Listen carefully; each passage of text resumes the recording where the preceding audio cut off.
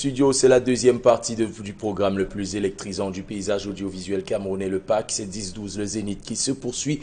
Vous êtes restés avec nous et vous avez bien fait. On a encore du meilleur pour vous, le meilleur de la télévision, ça se passe ici. On va tout de suite prendre la deuxième partie avec vous, Pamela Fomen, la revue des réseaux sociaux. La revue ce matin, sans transition, commence en transport. On parle dans le cadre de la lutte contre les accidents de la circulation routière en période de grande mobilité des personnes et des biens. On parle de cette période des grandes vacances. Le ministre des Transports lance une campagne spéciale de prévention routière qui se déroulera du 5 juin au 30 septembre 2024. Cette campagne sera essentiellement axée sur le renforcement des mesures de sécurité routière et la répression des comportements à risque qui sont à l'origine des accidents. On fait mention d'un excès de vitesse, la conduite sous l'emprise de l'alcool ou bien des drogues. On fait également mention des chevauchements, de la ligne continue, des dépassements dangereux, du port obligatoire de la ceinture de sécurité, des surcharges, non sans oublier le mauvais stationnement. Voilà les points sur lesquels on va s'accentuer durant cette période allant du 5 juin au 30 septembre 2024. C'est devenu ce que l'on appelle au Cameroun, enfin ce que l'on appelle dans notre jargon journalistique un marronnier. À chaque fois, pendant la même période, c'est ce que je voulais dire. Ça revient. On revient avec les mêmes L'année dernière, à la même période, oui. Je suis revenu avec ce communiqué. Et puis finalement, quand on revient, quand on revient à la fin de la période de vacances, les chiffres sont toujours aussi affolants concernant les accidents sur les axes routiers quand on revient des vacances. Est-ce qu'on gère le problème par le bon bout? Oui, il faut d'abord sensibiliser. Quand vous dites les gens, si vous marchez, vous allez mourir, c'est pas le bon bout. Quelqu'un a chanté que la route ne tue pas, mais c'est nous qui tuons. Est-ce que la route ne tue pas au Cameroun? Non. Avec les trous qu'on a partout là, la route ne tue pas. Justement, on adapte la vie. Vous allez vous adapter jusqu'à quand? À l'état de la route. Vous vous adaptez jusqu'à quand? Quand vous esquivez un trou. Jusqu'à ce qu'on meurt et on laisse la route. Puisque la route est là. Non, même si vous êtes sur l'autoroute, il y a une vitesse appropriée pour cela. Et l'état de la voiture, ainsi de suite. Quand on vous appelle, on vous interpelle chaque fois, justement, conformons-nous alors. En quoi cela est-il mauvais d'éviter les morts d'hommes? Bon, il n'y a rien de mauvais à éviter les morts d'hommes.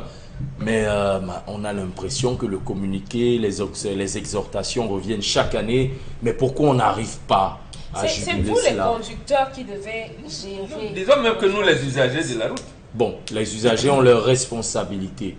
La plus grande. Ça c'est une certitude. La plus grande.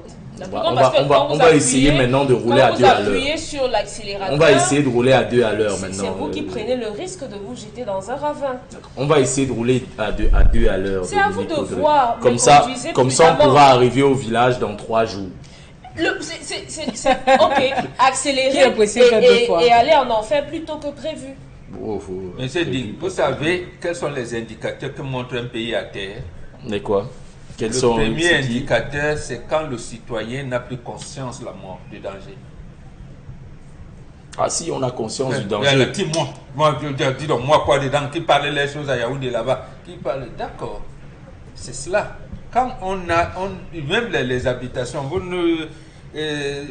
Pamela nous a mené plusieurs fois, même le reportage, j'ai suivi au journal de 20h hier, comment dans certains agents conduisent dans des ravins, mais j'ai mis les mains sur la tête. Quand on n'a plus conscience du danger, c'est que vous ne voulez plus vivre. Vous ne voulez plus vivre. C'est-à-dire, et je pense que ce qui a permis que les Camerounais soient à ce niveau-là, parce qu'à un moment, il a eu le comportement que les gars de Yaoundé là, qu'ils soient là ou pas, je dois m'organiser. Mais dans je dois m'organiser là, il n'a plus, j'allais dire, apprécié, il n'a plus su apprécier le risque.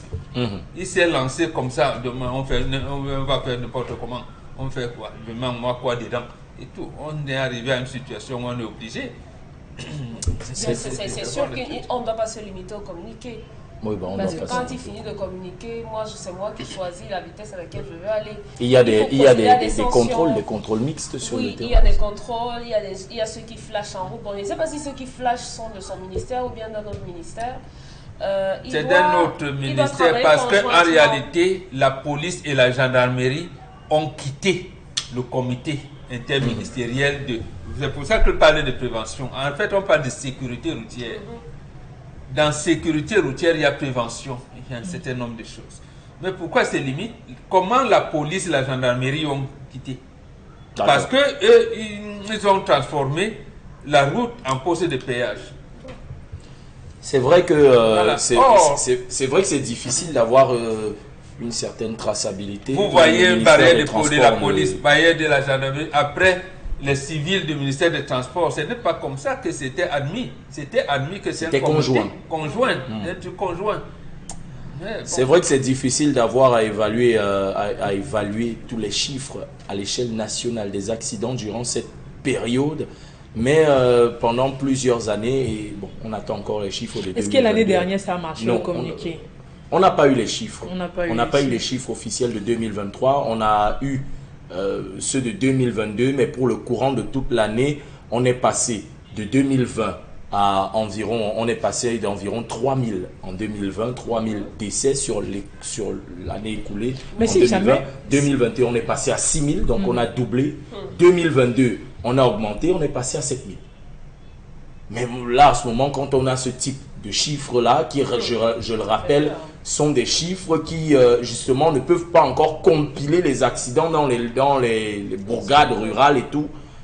Quand on a ce type de chiffres qui montent crescendo, on se demande, Charles Hamel, à quoi rime ce type de communiqué si finalement la vague semble indiquer le contraire? C'est la poudre de perlimpinpin.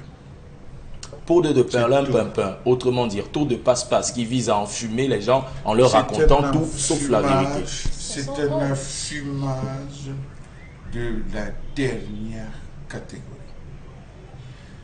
Monsieur, à l'heure où je vous parle, au Bénin, au Togo, au Ghana, avec les mécanismes qu'ils ont mis d'importation des véhicules et consorts, les véhicules d'un certain âge sont en train de disparaître de la circulation. Voilà, vous parlez de l'état des véhicules.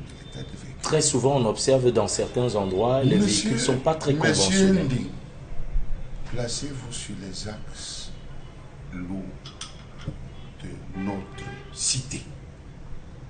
Vous allez voir la qualité de véhicule. L'état des camions, par exemple. Vous allez voir la qualité. Avant d'arriver à ça, on devrait procéder par un retrait systématique. Qui dit retrait doit parler d'existence d'une casse. Ou lorsqu'on retire direction, on détruit. Parce que vous entendez quoi? Perte de fin. Oui. Hein? Réduction de la qualité des phares. La luminosité. Luminosité des phares. Lisez tous les accidents que vous allez vous rendre compte que problème de visibilité, excès de vitesse. Monsieur, première chose. Deuxième chose, l'état de la route. Avant, l'état de la route était approximatif. Aujourd'hui, l'état de la route est pitoyable. Pitoyable. Quand vous prenez la route qui va vers le... Je suis d'accord qu'on adapte la vitesse à tout ce que vous avez dit là. Mais l'état de la route est pitoyable. Est-ce que c'est de son ressort? À quoi nous sert le fonds routier? Oui. 24 mai, le ministre des Travaux publics, parlant au nom du gouvernement, a dit qu'ils vont prendre un consultant qui va travailler sur la gestion, l'entretien, la réhabilitation du patrimoine routier camerounais. C'est le 5e depuis 2012 qu'on prenne. On met beaucoup de milliards pour l'évaluation, les diagnostics, cesser la rapidité pour l'entretien routier.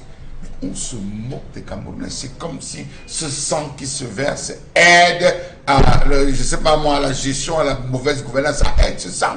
Non, on devrait stopper. On a tué combien de Camerounais pour 1000 francs à des barrages à des stations. On a même vu un policier Oui. qui a botté, On a vu, qui coupait les fils ouais. sur la moto d'un pauvre citoyen à cause de 1000 francs CFA. Ces sensibilisations ne sont pas des sensibilisations, c'est du braquage à ciel ouvert. Pourquoi vous avez peur de le dire? C'est du braquage. On sait que c'est l'argent des élections. C'est leur mot. Non. Vraiment, c'est leur mot sur la route. Lorsque vous roulez, 1, 2, 1, 2. Ma grande, c'est comment? Vraiment, grand, on t'a flashé. Hein. Le flash là était où? On a dit campagne de sensibilisation. On dit que grand frère, c'est ce qui est écrit. C'est ce qui est écrit. On a écrit que sensibilisation. Grand frère, serait bien le véhicule. Vous avez un policier ou un gendarme qui arrive et dit que monsieur, il fait la résistance. Il fait la résistance. C'est que mais ça a commencé à comment on a fait de résistance. Vous vous retrouvez à donner ce que vous n'avez pas prévu, monsieur Ding. Donc, cette sensibilisation qu'on dit, elle peut être faite via les médias. Oui. Via les médias. Très souvent, on a dans des pays sérieux, on produit des spots de sensibilisation. Tous les médias partent. Mais il y a eu des affichages, hein, ça, Charles Hamel. Combien de Camerounais je roule pas, je vois pas et tout, voilà. Combien de Camerounais, au lieu de lire ce qui est affiché là, on dit sur la voiture, sur le téléphone portable. Il y a les Parlez médias de quoi? modernes et Qui traditionnels. lit? J'ai dit qu'on va sur les médias avant le journal institutionnel. Ça passe dans le journal, on paye le prix, il y a l'argent. Il y a l'argent. Un peu comme ce qu'on a fait pendant la Covid. Oui, voilà. Avant le début et à la fin de chaque journal, on fait passer. Pas mal, tout le monde va regarder. Tout à fait. Tout le monde va regarder. On crée sur les axes des aires de repos sécurisées. Douala, Consamba, l'aire de repos est où? Il y en a sur l'axe. C'est privé. C'est privé. C'est privé. C'est privé. Je dis c'est privé. Des aires de repos. Il en faut des publics. Ils sont arrivés, on est arrivé en Europe à la construction des véhicules. Où lorsque vous ne tenez plus le volant de manière ferme, le volant émet. Une vibration. Non. Un choc électrique. Un choc électrique. Vous signalez que monsieur, vous dormez. Stationnez, vous ne stationnez pas, le véhicule s'arrête seul. Pour vous permettre de faire une pause et c'est 30 ou 40 minutes. Non, c'est une technologie avancée. En réalité, il y a des véhicules, bon c'est vrai que j'en ai pas encore rencontré du genre que Charles Hamel décrit, mais il y a des véhicules, lorsque vous portez pas de ceinture de sécurité, le véhicule signale au point où le véhicule s'arrête le moteur. Donc j'ai dit, on a atteint ce degré. Dominique Audrey, qu'est-ce qui coûterait au gouvernement? Vous avez vu des véhicules sur la route? Vous avez des véhicules qui ont les 10 vitesses. Que le multiplicateur de vitesse. Vous avez vu une fois sur la route. Une fois sur la route de l'Est, on avait une voiture qu'on avait montrée. Oui, j'ai dit les multiplicateurs de vitesse. On n'a pas de route. Comment on laisse entrer ce type de voiture? Comment on laisse entrer ce type de voiture? Même pour le plaisir. Il y a des véhicules qui sont réservés à l'armée américaine, à la police américaine. Il faut bien. À partir de 23h, la route vibre comme Cananon. Et le tabac. On nous parle de sensibiliser les gens. D'accord. Mais regardez la qualité de véhicule. Monsieur Ndi, t'es juste fini. Oui, je suis Vous avez dans Douala les gars qui ont des voitures laser, avec les phares laser, qui roulent en plein phare en ville. Que fait le ministère des Transports? Le plus grand nombre d'accidents, c'est d'abord en ville. Où vous avez un gars qui est sur la moto, vous êtes en train de rouler, et il vous envoie, ou sur le stroboscope, je ne sais pas, vous freinez, vous laissez l'enfoiré passer, il finit de passer, vous reprenez, vous voyez quelqu'un qui sort, vous voyez quelqu'un qui sort, le règlement de compte, ça. Non, c'est le moteur, vous voyez quelqu'un qui sort à feu rouge, il a dit qu'il est au sommet là, au niveau il est au sommet là, en train de descendre, il tape les pleins phares. Ça ne répond pas à une norme. Le Cameroun a une norme en qualité de phare. Où est le ministère du Transport? Bon, la sensibilisation commence par là. Et sur les axes routiers, donc imaginez donc ce genre de personnes. Le gars est rapport à 1 kilo de vous. Le genre de phare qui vous envoie. L'accélère. Non, franchement. Vous arrivez avant d'aller à la tête ébonnée. L'état de la route est comment? On paye pour ça. Le fonds routier a échoué. On dit au quartier qu'il a un dème. Le fonds routier a un dème. L'argent qu'on a reversé, les gens se sont partagés cet argent. L'argent du péage n'aide pas. Réparer les routes. Faites aussi comme ailleurs. Il y a des routes on dit à 100, 200, 300. Vous partez aux États-Unis, quelqu'un vous dit que j'ai fait 4, 5, 6 heures. Il a 220 sur une voie. C'est droit. Il a l'aise. Mais chez nous ici. On en a vu en Côte d'Ivoire. Hein? Pour arriver ici à Mbanga qu'on faisait à l'époque à 30 minutes. Maintenant, Mbanga, c'est 2 heures. C'est 2 heures. Oui. Mbanga ici. Ici à côté. Ouais, voilà. Dès que vous arrivez à Sousa, pour entrer. À côté de cela, vous avez des routes qui ne sont pas éclairées, des axes qui ne sont pas éclairés. Ou dans la route, même si vous vous efforcez à rouler à 20-30 km/h, vous devez faire du plein phare, comme vous dites, pour pouvoir voir le trou. Et en faisant le plein phare, vous aveuglez le mec en face. Et puis bam! Nous sommes en pleine saison de pluie. Monsieur le maire, il y a pas eu de revêtement confortatif. L'eau est arrivée au même niveau que la route. Donc vous savez plus où se trouvent les trous. Vous ne savez plus où se trouvent les trous. Si vous n'êtes pas Magellan. Donc c'est quoi un voyageur. Oui, il faut que Magellan vous connaisse. Mais on a des gens qui sont... Il arrive comme ça parce que la route... Il y a des gars qui ont la cartographie de la route. Il dit que gars, ici là, un véritable GPS à 10 mètres, il y a un trou. Tournez à gauche. À 20 mètres, cratère. Tournez à droite. Avant qu'on passe au second sujet, s'il faut parler à ces conducteurs, on doit leur dire ce matin qu'on ne rattrape pas le temps. Moi, je vois des gens au volant qui disent que non, j'étais censé arriver à Yaoundé à 18h, il est 20h. Non, quand le temps est passé, c'est passé. Même si vous arrivez, si vous êtes censé arriver à 18h, ça ne sert à rien. Vous avez rendez-vous quelque part à 17h, il est 17h30. Mettez même le niveau, je ne sais pas quoi. Vous avez déjà il vaut mieux arriver que pas arriver du tout. Voilà, parce que quand vous accélérez, vous n'êtes pas sûr d'arriver. Au moins, vous avez déjà raté le rendez-vous. Ça ne sert à rien. Je vous jure que si ce n'était pas le stress de Bekoko et de Bonabéry, les gens allaient ouvrir doucement. Si ce n'était pas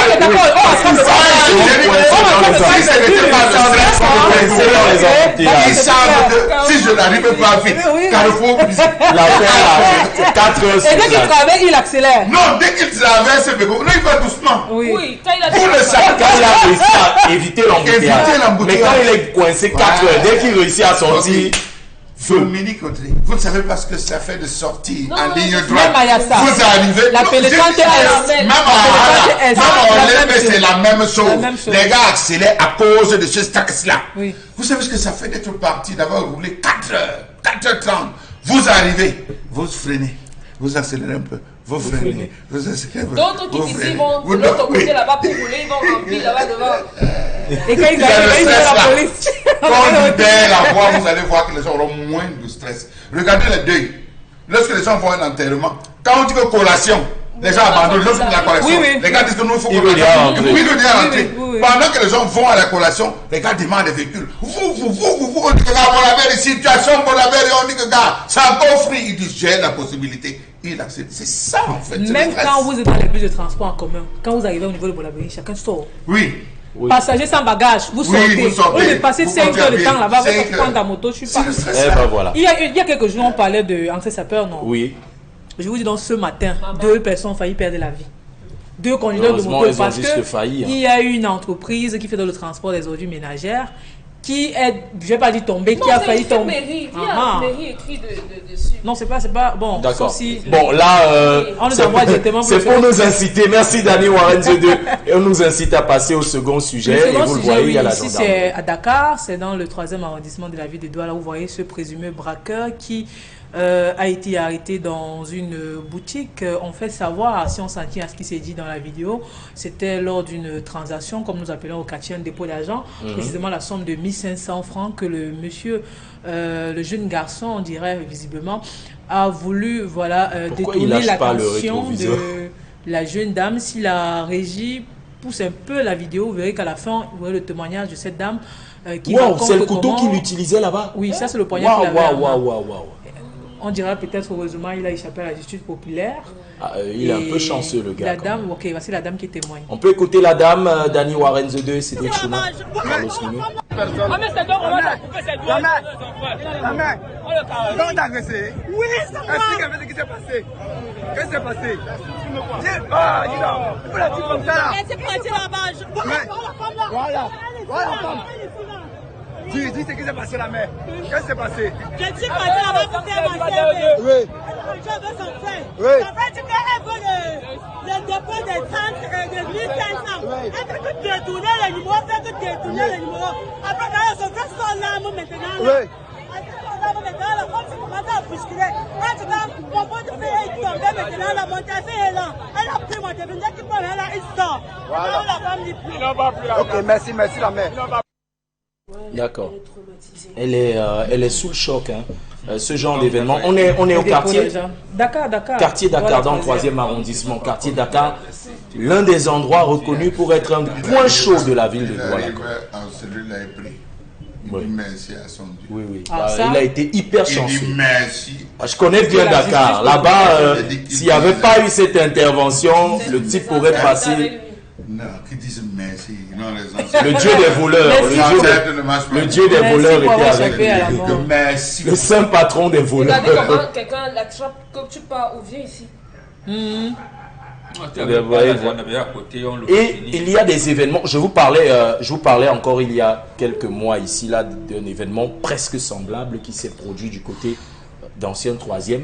On était en plein 14h et j'étais à peine à 30-40 mètres de la scène quand on a vu deux gars sortir le couteau, toujours sur une femme qui fait des transactions mobiles, électroniques. Sorti deux longs couteaux, celui-là me court, deux longs couteaux. Il y avait un militaire qui suivait une banque pas très loin de là. Quand je vois, je cours, le militaire court, on prend les gars en poursuite. Et vous savez ce qui est étonnant, je vous l'avais dit, c'est que les gens aux alentours, ils n'ont rien fait. Ils étaient là, personne. Si, il y a dit qu'on peut vendre là. Ils étaient là, personne. Maintenant, la question que je me pose, quelle différence il y a entre les gens d'anciens 3e qui n'ont pas réagi et ceux de Dakar qui ont pris le type en charge? Ce n'est pas les mêmes habitants, ce n'est pas les mêmes Camerounais. Pourquoi on n'a pas le même réflexe partout? Tout ce qu'elle disait, que le gars là a eu la chance, qui prie, vrai, qui prie. Non, il doit vraiment prier. Il doit prier le saint patron des voleurs. Parce que là, il a été protégé, ce gars. Il devait sentir. Le gendarme l'a pris, qu'on la met, il va se justifier. Était-ce la famine? Était-ce... Avec le poignard là. Si on était... Je dis, était-ce la famine? Si on était dans... Vous avez des gars qui vous agressent même psychologiquement. Ils sont plus nombreux que ceux qui sortent les couteaux. Hein. Ils sont plus nombreux. On parlait de rafle à Dakar. Les gens ont dit, oh, j'avais ma carte d'identité. Lui-même avait sa carte d'identité. Oui, bah oui. Lui-même avait une carte d'identité. Si on faut dire, le gars, il est lui-même avait une carte d'identité sur lui. Non, je vous dis plus que jusqu'à la fin, il avait la carte d'identité. Voilà, donc c'est pour dire que continuer nos forces de défense. Bravo à ces populations qui ont posé un acte citoyen, interpellé ce monsieur, le remettre entre les mains de la justice, des forces de maintien de l'ordre. C'est à eux qu'appartient la suite. Madame, portez plainte pour pouvoir suivre l'affaire. Ne vous arrêtez pas, parce que si on n'a fait que le prendre, arriver là-bas, il n'y aura pas de plainte. Le service public au Cameroun est un peu lent. Oui. Le temps de prendre le mec, on va... il va se retrouver dehors en termes de négociation en disant qu'il n'a même rien fait. Et il va revenir dès que tu connais que tu as fait. Maintenant, je crois, il y a certains pays d'Afrique où on a réglementé la commercialisation des armes blanches. Oui. Les armes blanches, on a réglementé. Parce que ce type de couteau, c'est pas avec ça qu'on coupe la viande. Il faut réglementer la commercialisation, surtout de ce type. Vous vous rappelez qu'il n'y a pas longtemps, c'était à l'extrême nord qu'on avait attrapé un monsieur qui convoyait pratiquement un demi-conteneur de couteaux, qui rentrait dans le Cameroun. Vous vous rappelez? Le type a dit qu'on l'a seulement payé pour transporter. Il a été interpellé et gardé parce qu'il était pratiquement un demi-conteneur de ce type de long poignard. C'était pour orchestrer quoi, pour organiser quoi. Donc soyons très attentifs. Et ceux qui commercialisent ça devraient même avoir les autorisations. D'accord. Je reviens sur Mbombo Mbengan par rapport à ce que Charles Hamel mentionne. Le ministre de l'administration territoriale, Paul Atangandji, avait justement ordonné l'arrêt de la commercialisation de ce type d'armes, machettes, couteaux dans le nord-ouest, dans les zones dites à risque. Est-ce qu'on ne devrait pas faire de même dans la capitale économique, la capitale économique? Parce que quand vous passez, il y a des quartiers à Douala, ou quand vous passez, vous arrivez dans une quincaillerie, vous arrivez dans un commerce, vous voyez ce type de poignard-là aligné. Pour qui? Pour faire quoi? Non, je pense que il est également le secrétaire permanent du Conseil national de sécurité.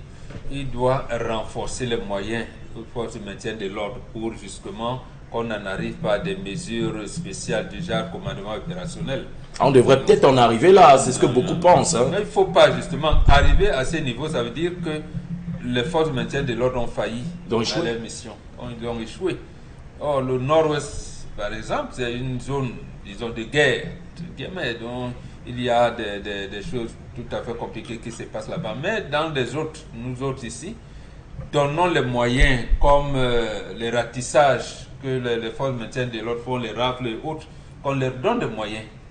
Et je suis sûr, les opérations, je ne sais pas qu'ils ont appelé ça. Opération tentacule de la gendarmerie. Voilà, qu'ils multiplient cela. Et justement, pour que vous avez parlé de Makéa, là-bas, ancienne troisième, pardon. Oui, ancienne troisième. On n'est pas loin, hein, c'est pratiquement la même zone. Imaginez là-bas chez eux, c'est que on donne souvent l'argent. Même j'ai vu ça ici dans les rues d'Aqua. Il y a des groupes qui viennent, bon, les gars qui ont les boutiques leur donnent de l'argent en disant que non, passez. C'est comme s'ils entretenaient cela. En fait. Précisément parce que pendant longtemps, ces gars ils prennent les rues. Ils prennent les rues en otage. Les week-ends, vous ne pouvez pas vous balader facilement. Devant les boulangeries, des magasins et tout, vous ne pouvez pas. Mais ça parce qu'on n'a pas donné assez de moyens et de possibilités aux forces de maintien de l'ordre d'agir. D'accord. Et vous savez que nous sommes déjà en période de grandes vacances. Ah oui. Il y a des nouvelles personnes qui entrent dans nos quartiers. Dans le quartier. Il y a des personnes qu'on n'a pas véritablement leur identité. Où c'est qui sort. Les chefs de quartier, les chefs de bloc, je crois qu'on doit encore renforcer la sécurité. C'est important.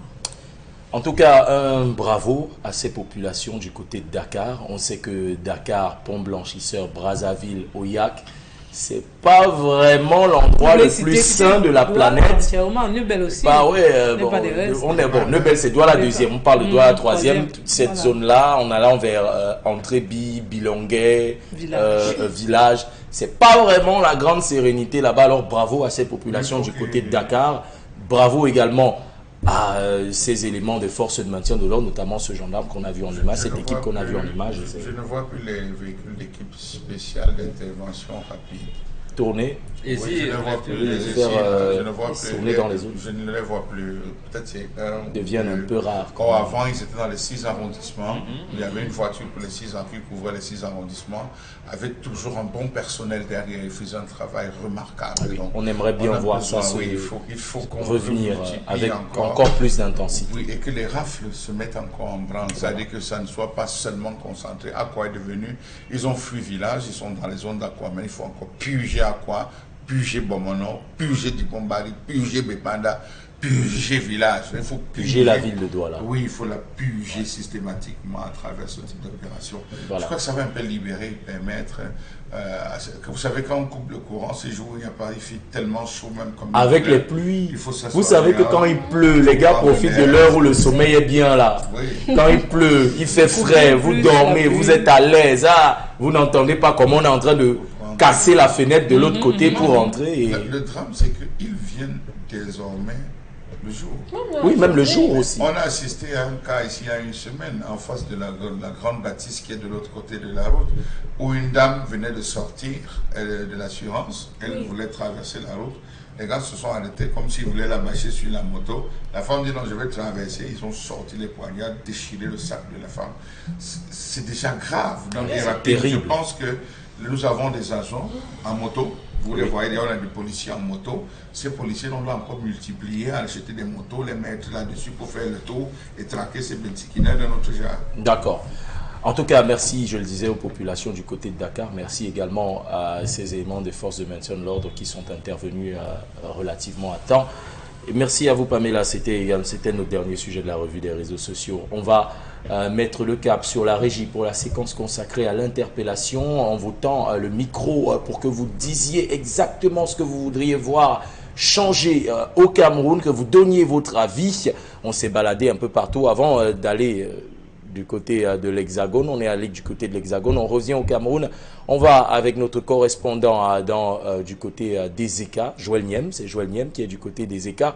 Il a tendu son micro et voici ce qu'il en ressort.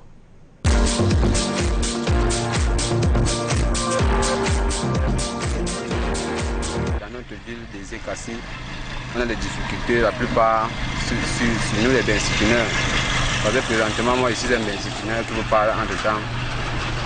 Je suis un gars des Écas au nom de Jordan. Je fais beaucoup sur la moto. Bon, de temps en temps, on se bat, mais ça ne donne pas. On ne fait que forcer, même jusqu'à là. C'est pourquoi je veux faire part à l'État, si on peut nous aider, nous les jeunes, parce que nous, on ne s'en sort pas. On force à s'enforcer sur les motos, même jusqu'à là. Les routes, même non seulement les routes ne sont pas bonnes, et c'est comme ça aussi que la commune nous dérange. Bon, nous ne sommes pas à l'aise, et il n'y a même pas le travail, il y a le chômage. La vie est difficile de jour en jour. Des fois même tu travailles, même la gendarmerie prend encore tout bien, on t'amène en fourrière, tu peux encore dépenser là-bas. Peut-être si tu as une petite famille chez toi, tu n'arrives même pas à manger, c'est difficile. C'est pourquoi vous trouvez maintenant que les jeunes dans notre pays ici là commencent à voler ou bien faire des choses qui ne sont pas bonnes. Or que ce ne sont pas de notre volonté, c'est parce qu'il y a trop de chômage. Quand nous, les jeunes comme ça, nous sommes maintenant entrés dans les motos, ce n'est pas de notre vœu. On a bien des diplômes, mais on n'a pas la possibilité de travailler.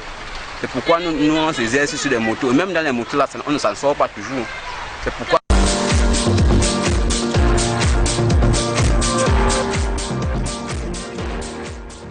Merci à Joël Niem du côté des Écas qui a tendu son micro à ce jeune homme qui visiblement exerce dans la moto. J'ai failli dire le métier de mototaxi. exerce dans le secteur de la moto.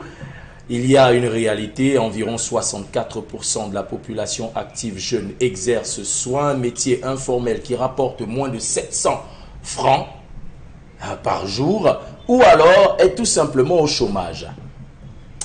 Les chiffres sont assez parlants, les jeunes sont abandonnés à eux-mêmes. Au Momenga, les Écas, c'est une localité que vous connaissez bien. Oui, tout à fait. Tout à fait. Non, c'est que mon fils l'a dit. C'est un problème qu'on trouve partout. Le Cameroun a atteint un degré de pourrissement tel que, qu'on dit souvent quoi, ce n'est que la solidarité qui peut nous sauver. Et lorsqu'on ne veut pas développer cette solidarité, lorsque les choses vont mal, on pense plutôt aux agressions au-dessus, ça va être encore beaucoup plus compliqué pour nous. Donc, aujourd'hui où l'État a démissionné partout, et surtout cette activité de moto, les barrières qu'il y a, c'est que chaque moto doit donner 500 francs pour traverser des Écas, pour sortir de la ville des Écas, pour aller un peu plus loin. Vous avez un client. 500 francs? Oui, oui, vous donnez 500. C'est répertorié ça? Je vous dis oui. Si vous prenez la route qui va vers Boumiébel, vous devez payer vos 500. Vous prenez celle qui va à Macaque, vous payez 500. Pourquoi? Vous prenez celle qui va... C'est comme ça. Oui, oui. Mais à qui on les paye? Oh, force de maintien de l'ordre qui sont là, soit la police, la barrette de la police ou la gendarmerie, vous payez 500. Bon, puisque en fait, ils n'ont pas, les motos ne sont pas immatriculées, pas d'assurance, c'est bon, ils profitent. Et ce sont ces mêmes motos qui les accompagnent même souvent pendant des interventions, beaucoup d'interventions. Mais, je ne sais pas, et dans tous les villages, c'est comme ça. Dans tous les villages, c'est comme ça. Donc, est-ce que c'est le commandant de brigade, les chefs de poste qui impose ça? Est-ce que c'est rien? Mais toujours est-il que c'est comme ça. Voilà. Que ça se passe. Maintenant, les mairies, et c'est là où il y a un problème avec les forces de maintien de l'ordre. Les mairies pensaient les encadrer avec, par exemple, l'ouverture d'un cahier où on les accompagne progressivement à avoir les assurances et tout. Oui. Et comme vous ne pouvez pas, et l'impôt libératoire, bon, on calcule donc tout ça. On sait que par an, vous pouvez, ça peut vous revenir peut-être à 80 000. On vous donne la possibilité de verser par traite. Oui. Or, les forces de maintien de l'ordre ne comprennent pas ce langage-là. Donc, vous devez leur donner le 500. Oui, on vous comme ça à l'informel. Alors qu'avec les mairies, ils devaient se dire que bon, quand vous verrez un motoman avec tel chasuble, sachez que il s'est déjà acquitté de ses redevances. Voilà. Donc, malheureusement, il faut des mesures, j'allais dire palliatives comme ça. Est-ce que sortir 80 000 pour l'assurance, pour ça, c'est un peu lourd pour le jeune Jordan et pour les autres. Mais ouvrir un cahier où 1000 francs, 2000, voilà, comme une espèce de cotisation, point où il copie l'impôt libéral.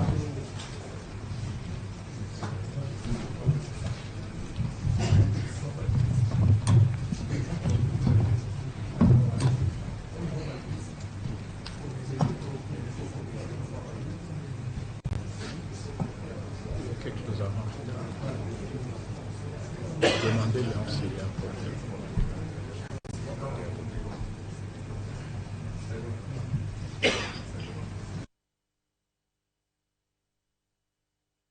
Regardez que disent les autres.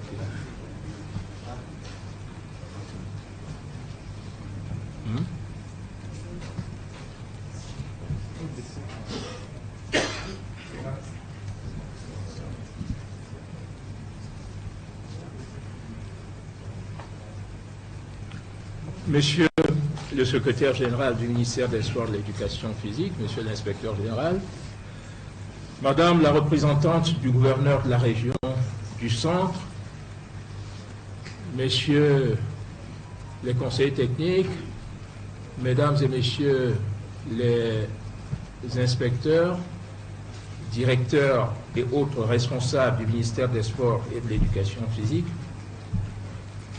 mesdames et messieurs les représentants des administrations partenaires,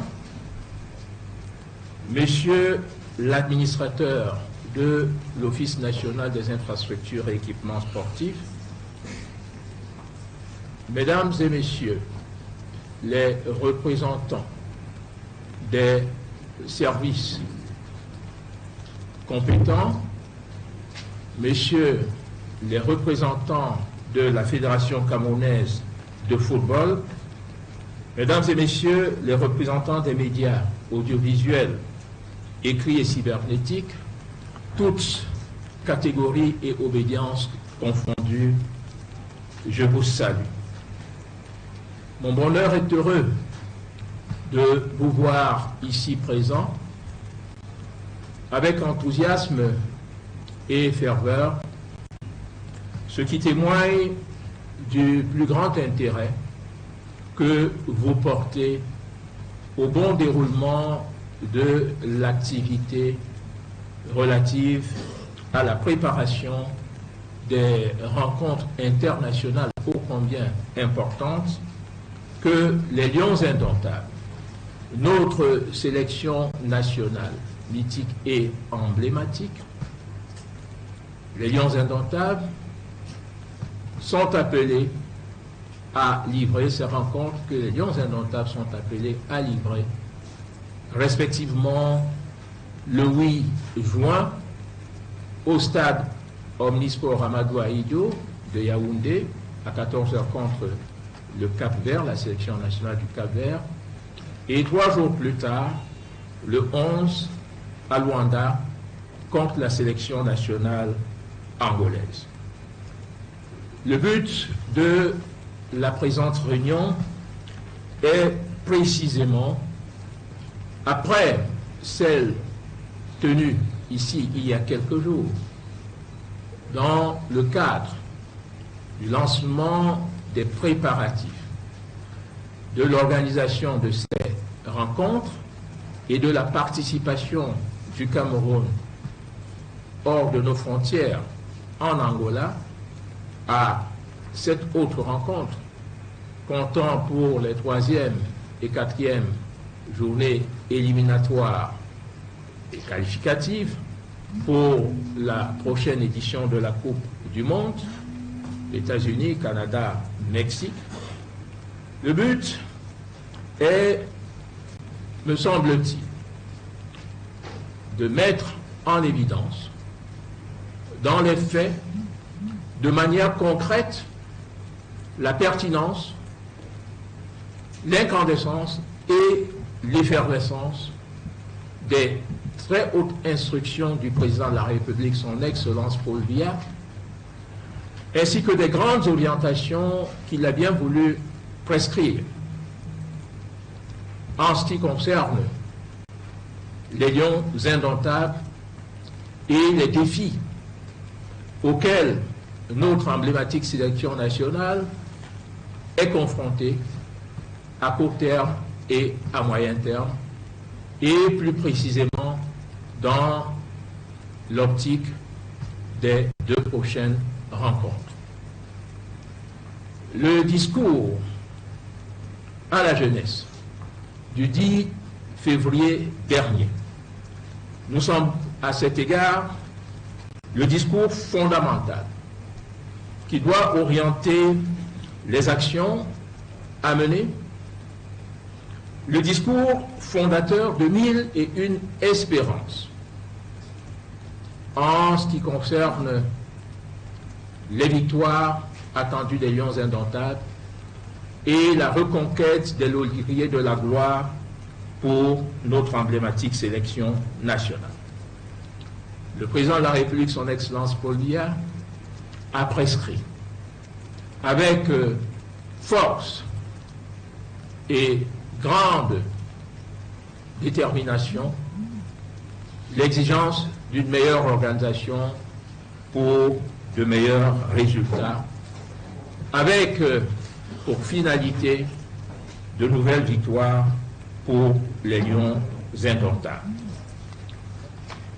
La prise en compte de ces exigences, de ces très hautes instructions et directives du président de la République, ainsi que des orientations sous-jacentes, a structuré cette prise en compte, a structuré les recommandations que nous avons ensemble adoptées au cours de la précédente réunion, dans l'optique de la bonne organisation de la rencontre de samedi prochain à Yaoundé et aussi de la participation honorable de notre sélection nationale à la rencontre suivante en Angola.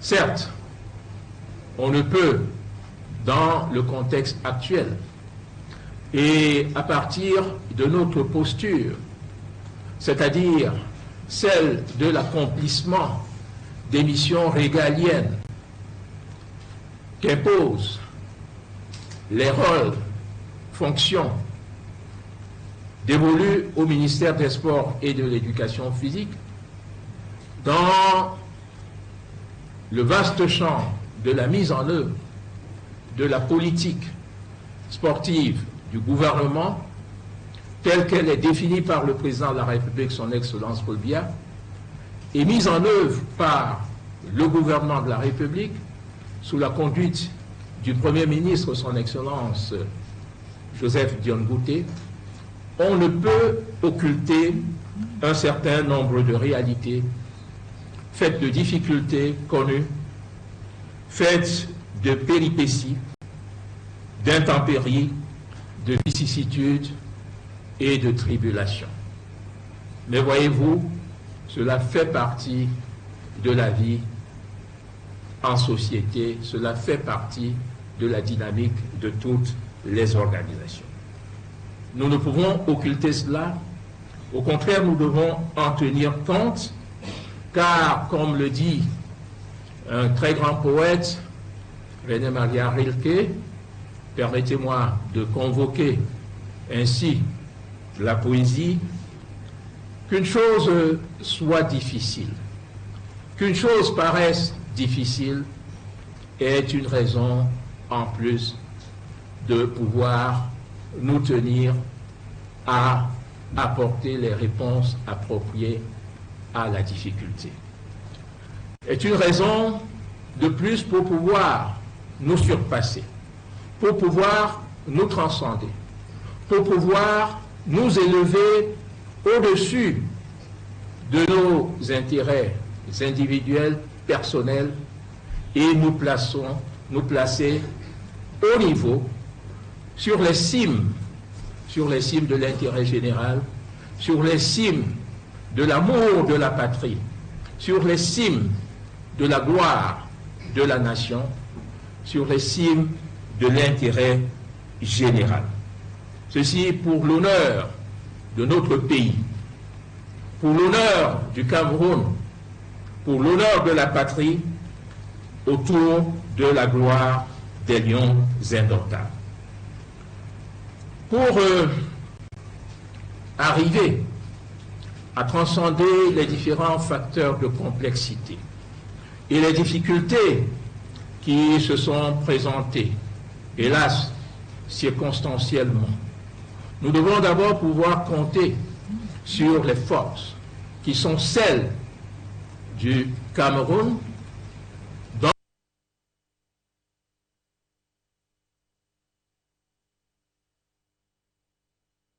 dans le domaine du sport et de l'éducation physique, en matière d'organisation de grands événements sportifs internationaux.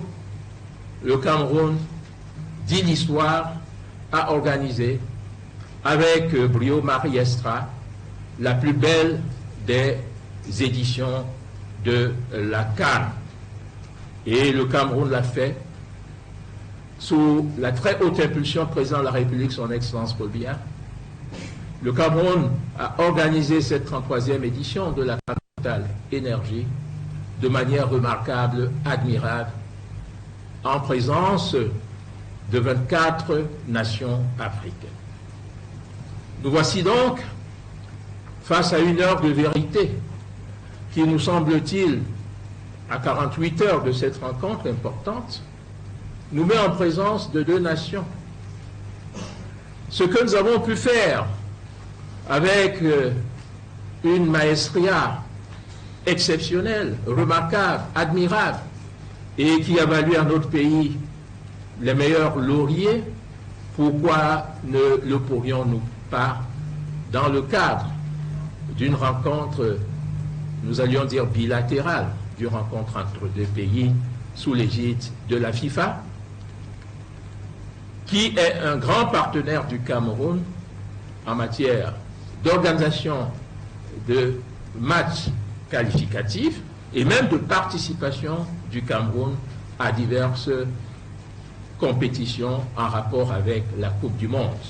La dernière étant la participation de notre pays à la Coupe du Monde FIFA au Qatar. Nous avons donc ces atouts.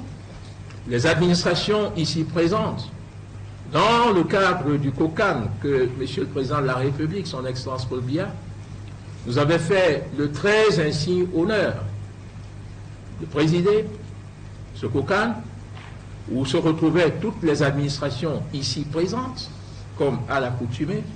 Ces atouts doivent pouvoir nous permettre d'organiser de la manière la plus réussie la prochaine rencontre.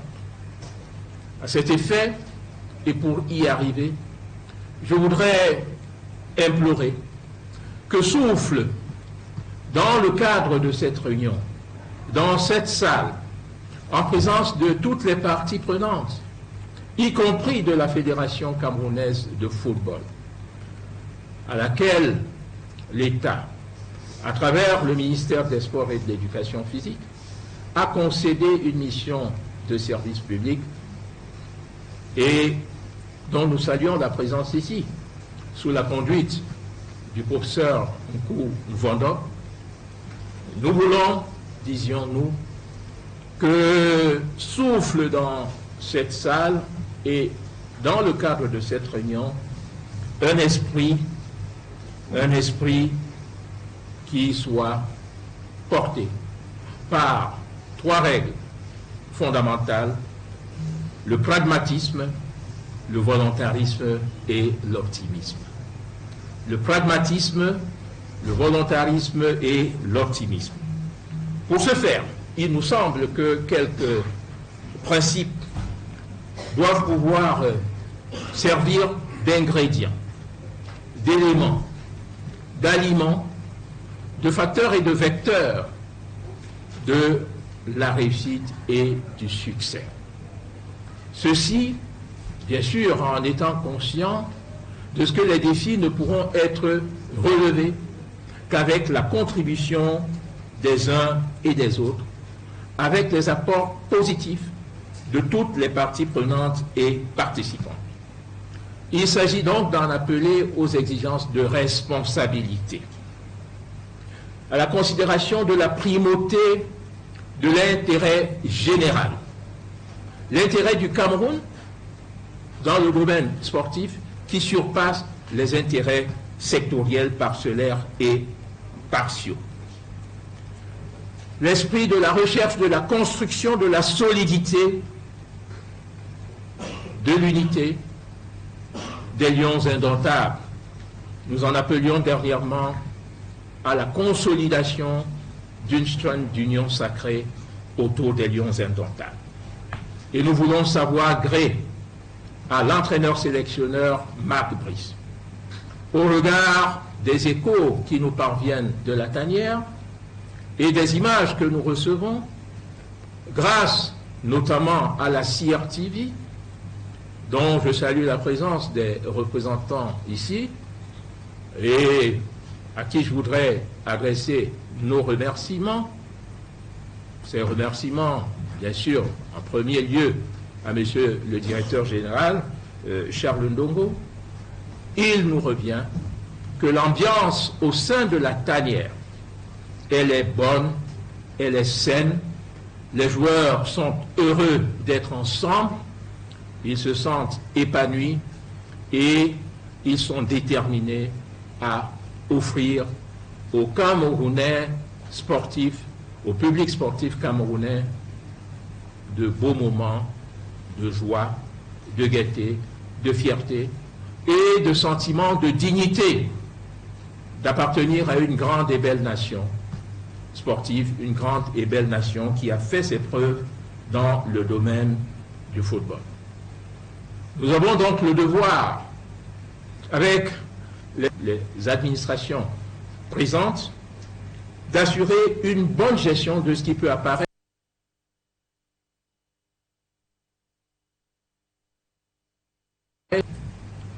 Nous devons pouvoir, dans le cadre de cette réunion, assurer de manière prégnante toutes les dispositions à la sécurité et à la sûreté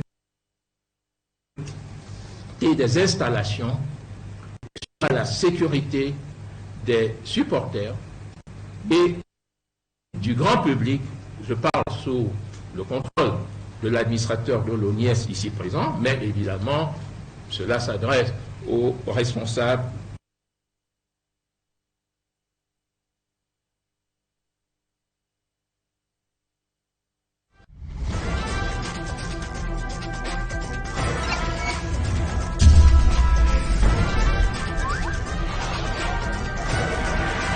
Equinox Télévision, au-delà de l'image, nous rendons compte. Celui de la constitution d'une chaîne autour des lions indomptables. Autre principe, celui n'a jamais été exclu par l'État, qui veut et prône le rassemblement de toutes les forces. À l'exemple du président de la République, son Excellence Paul Biya, qui a toujours plaidé, milité, instruit de la nécessité de la fraternité, de l'union, de l'unité, de la communion, de la convivialité, de vivre ensemble. La nécessité de l'appel à la créativité, à l'inventivité et à l'ingéniosité pour faire face aux défis communs, aux défis collectifs. Tant il est vrai que quand il y aura victoire, ce sera la victoire des lions indomptables, et au-delà de la victoire des lions indomptables, la victoire du grand public sportif camerounais, la victoire de notre nation. Nos individualités ne sont guère que des instruments au service du destin et surtout affectés à des missions particulières, circonstancielles, par le président de la République, son Excellence Paul Biya, à qui chacun d'entre nous doit loyauté, fidélité, dévouement, engagement dans le cadre de la bonne poursuite des missions que le peuple camerounais a bien voulu lui confier et qui, dans la profession de foi qui était la sienne à l'occasion de l'élection de 2018, a eu une attention particulière, ce dont nous voulons la remercier du fond du cœur, pour le secteur sport et éducation physique, en vertu de quoi il a réhabilité ou construit de magnifiques infrastructures sportives, réhabilité par exemple le stade Omnisport Amadou Ahidjo, qui servira de théâtre à la confrontation de samedi prochain. Et à cet égard, nous devons être pleinement conscients de pouvoir simplifier la complexité. De pouvoir simplifier la complexité, de ne pas nous compliquer nous-mêmes la tâche et de faire en sorte que ce qui doit être bien fait soit bien fait. Ceci avec efficacité, mais également et surtout avec beaucoup d'humilité face aux réalités. D'où ce volontarisme et ce pragmatisme. Et cela avec foi et ardeur, avec force et vigueur. Tout cela pour aboutir à quoi?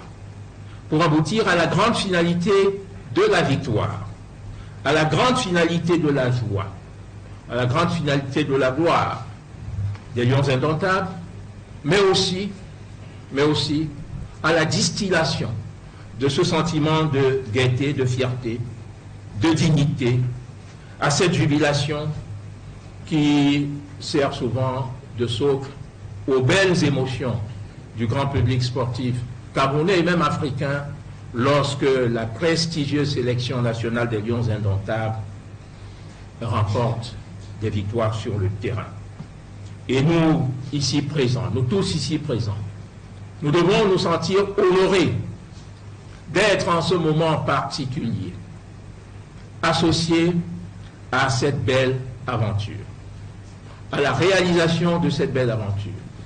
Cela appelle de la part de chaque partie prenante des sacrifices, de l'abnégation et dans un esprit de belle ouverture.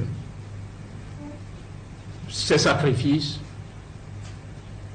qui font écho aux immenses sacrifices dont le président de la République évoquait la permanence dans son discours du 10 février dernier, les sacrifices financiers, matériels, etc., mobilisés en disposition des Lions indomptables. Ces sacrifices, c'est le prix du privilège sans prix que nous avons à être associés à cette belle aventure. Nous dirons donc que l'optimisme ici ne sera pas une formule, une clause de style, de circonstance.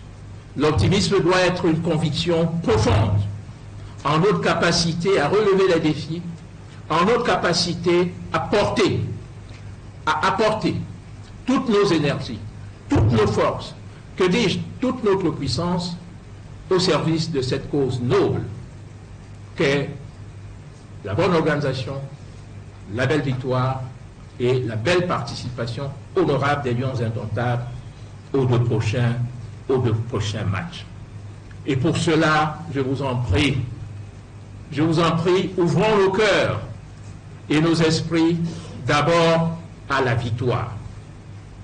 Ouvrons tous nos cœurs et nos esprits à la victoire. Et s'agissant du cœur, me vient à l'idée une pensée issue d'un ouvrage que nous avons certainement tous lu, d'une certaine génération tout au moins, les frères Karamazov de Dostoïevski. La beauté dont nous recherchons les effets à travers les Lions indomptables, la beauté c'est quelque chose de terrible. C'est le combat entre les forces du mal et les puissances du bien, entre Dieu et le diable. Et leur champ de bataille, c'est le cœur de l'homme. Leur champ de bataille, c'est le cœur de l'homme. Ne laissons donc pas nos cœurs être envahis par le pessimisme. Armons-nous d'optimisme et de volontarisme jusqu'aux dents. Jusqu'aux dents. Croyons en notre capacité à surmonter les difficultés du temps présent et à montrer, à révéler la grandeur qui est celle du football camerounais, qui est celle de ceux qui accompagnent et ont toujours accompagné les Lions indomptables dans leur belle aventure. L'optimisme, oui, cet optimisme est charrié par le fleuve des belles espérances que le président de la République a énoncé dans son discours fondateur du 10 février dernier. Il disait « Nous allons recommencer à gagner. Nous allons recommencer à gagner. » Et nous ne pouvons qu'adhérer à cet optimisme. Loin de nous, donc, le pessimisme. Car, voyez-vous, entre l'optimisme et le pessimisme, entre l'optimiste et le pessimiste, c'est la différence de regard sur la ligne d'horizon qui diffère, qui change. Le pessimiste, par exemple, voit le crépuscule du soir et voit dans le crépuscule du soir la menace de la nuit, la menace des ténèbres. Tandis que l'optimiste voit le crépuscule du soir et dans le crépuscule du soir voit plutôt la promesse des belles espérances, de l'aube qui va se lever, du jour qui va se lever avec l'éclat éblouissant de la lumière. Nous devons donc faire tous le pari du frémissement de la belle aube qui doit se lever pour les lions indomptables, pour que vive le Cameroun sportif, vive les lions indomptables, vive le Cameroun et son illustre chef, le président de la République, son Excellence Paul Biya. Merci de votre bienveillante attention.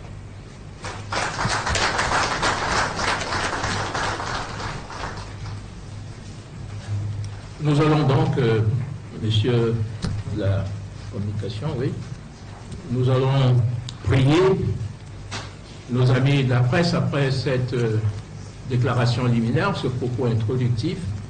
Nous allons vous prier gentiment de bien vouloir nous permettre de travailler à huis clos et vous reviendrez, me semble-t-il, c'est ce qui est prévu,